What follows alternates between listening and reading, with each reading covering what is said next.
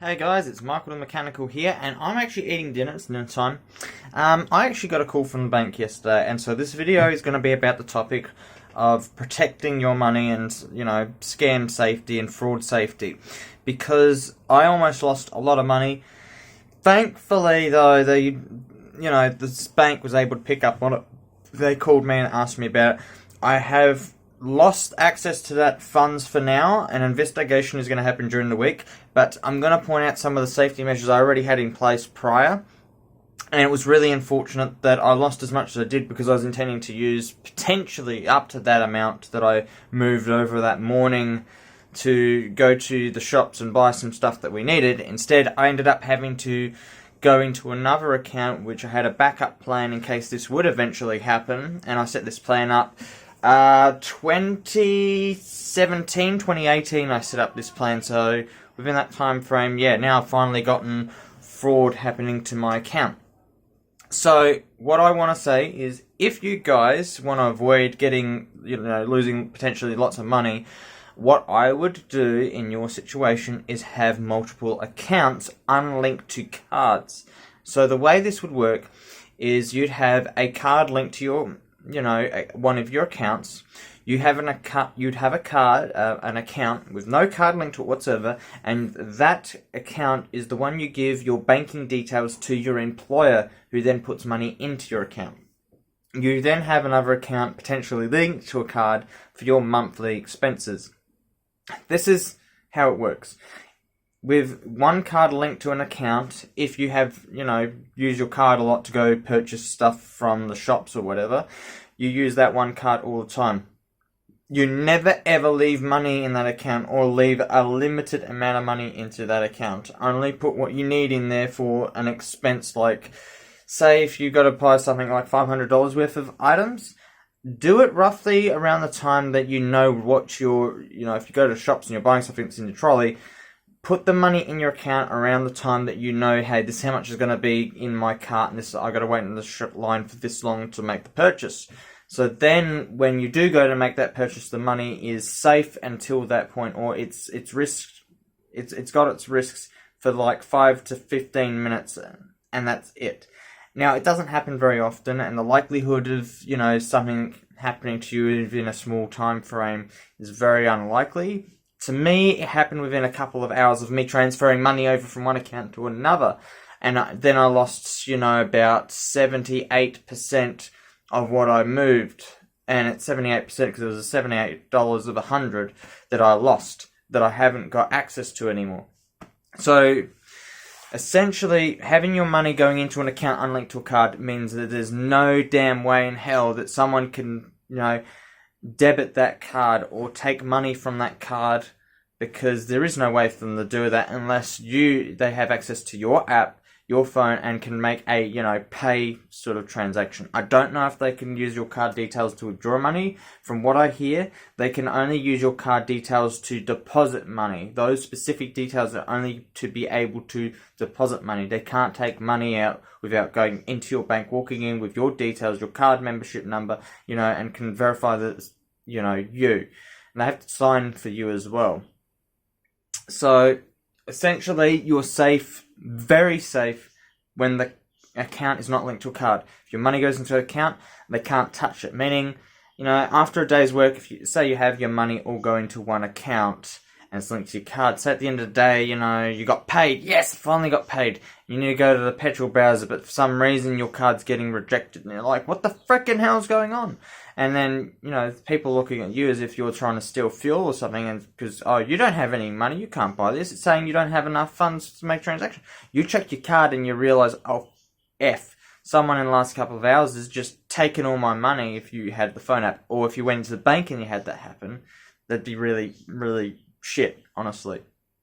So, protecting yourself is a good idea. Have the money in another account. Use a phone. Make sure that there's security on your phone. Do not use it for web surfing or browsing or making purchases online. Use it for mostly just, contacting people and doing your business operations that you have to do. Avoid using Google if you can. If it has enough security on it, higher end devices should be safe. But, you're going to have to figure out what works for you, because there is the risks of getting compromised even with a mobile device. PC wise, I've made purchases on here and now I've been compromised. It's one of those things where I don't know how I was compromised. I don't know how they got my details, and it makes me think that it might have been like a cookie. So when you make a transaction, someone's intercepted that that cookie for, data or something, and then they've gone, oh yeah, we're going to use these details. We've got free details of someone's card. Someone's bought something. They have money on their card because they just bought something, and we're going to use these in the next few days or something, and then they do it, and then they get whatever they can off of it. So, talking to my bank, what we found out was someone tried to spend $160 through a company. They tried to extract $160 out of my card for one of the transactions, but it failed because there was insufficient funds in the account. So they tried with a lesser amount, and it went through for them. They got the transaction they were looking for, and they tried to spam it as well. So the bank systems automatically picked up on it, and, well, the money hasn't gone through. It's on like a little clock-looking thing. I do have print-offs, so just in case I needed them for any reason. I said to the bank, look, I buy games, but nope, I don't. I've never heard of this service. I've never heard of this provider. The recent game that I bought was Ungrounded on Steam. It doesn't cost that much. Another game I forgot about was Pogo Stuck. That was $10. There's definitely no $70, $80 purchases to my name without my authorization. And now I've got to be like, there's this purchase here, authorize that one. This is not authorized, you can run your investigation against it. Prove it's actually me. And if it's like my details and shit that it looks like someone's somehow stolen my information, I'm going to be like, well, what do we do? This isn't my purchase. I didn't authorize this personally, and someone's using my details.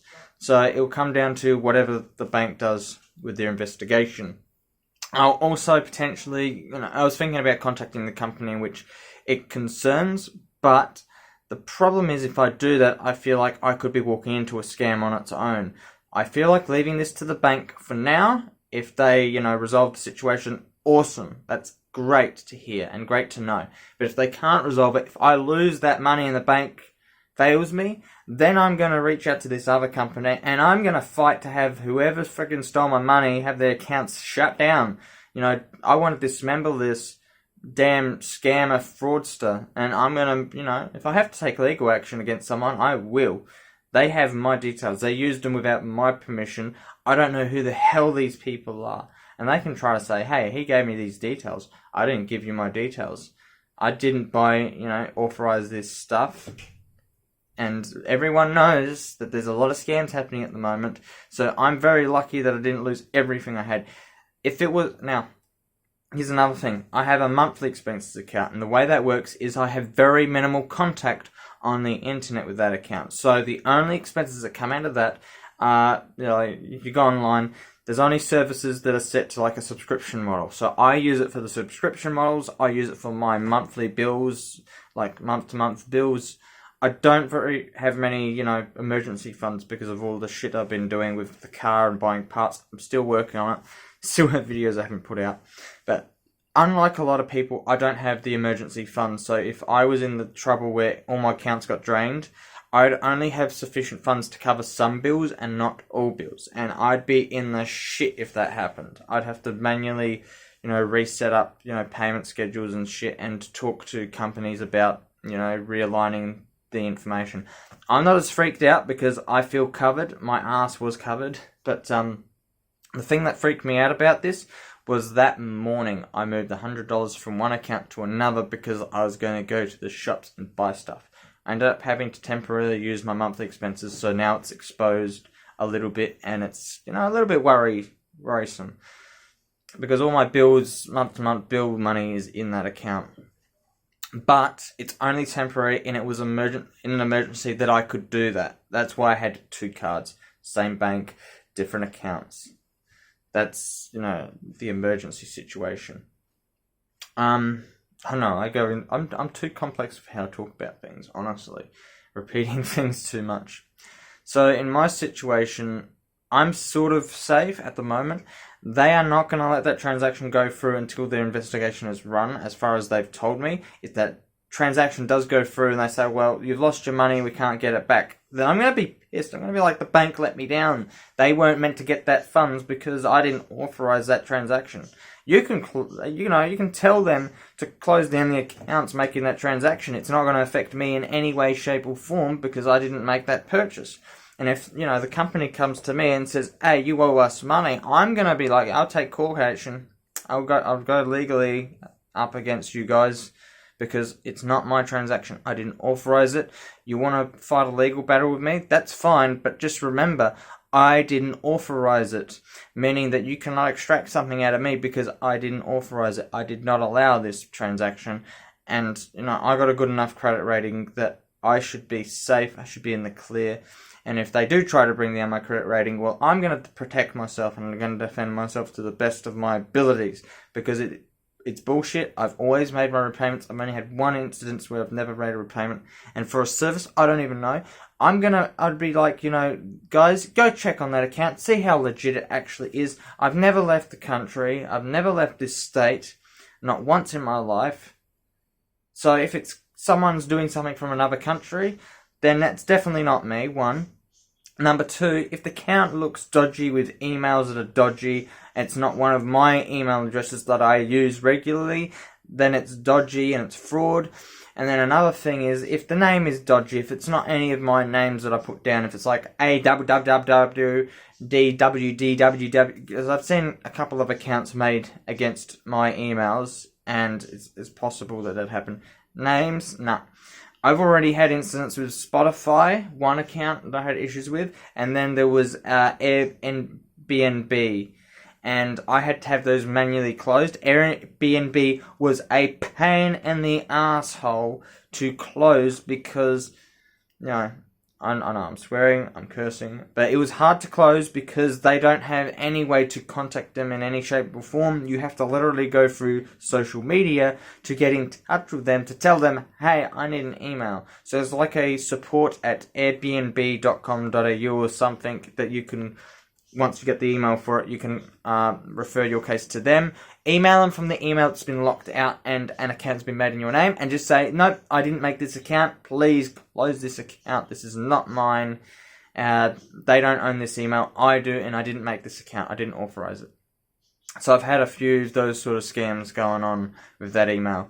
I have other emails that I use, so I have 3 common ones that I use. I have others that when I was a kid I made, but they were never used. I don't even remember the credentials for them, but it doesn't matter anymore. It's fine. But anyway, guys, thanks for joining me, and I'm going to keep eating my pizza there, as well as, hopefully you guys had something to take from this.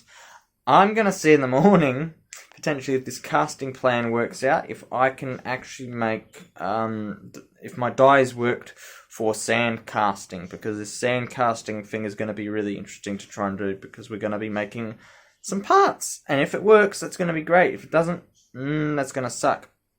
But also, supplier that I was talking to aren't going to help me with this parts remanufacturing thing, so it kind of sucks, but that's just the way the cookie crumbles. Like, they didn't give me a quote or anything. Oh, it's not worth our time. So anyway, guys, thanks for joining in. Thanks for watching. And I really hope you guys can take something from this. If you have to learn something from it. And just protect yourselves, because no one needs to go through this crap. No one at all deserves to have to go through this. It might be hard-earned money. It might be, the government benefits you currently are getting to survive on. And with expenses in Australia being as high as they are, you can't really afford to lose, your funds that you're getting. Okay, so there's many aspects to think of. So anyway, thanks again, guys. Michael Mechanical out.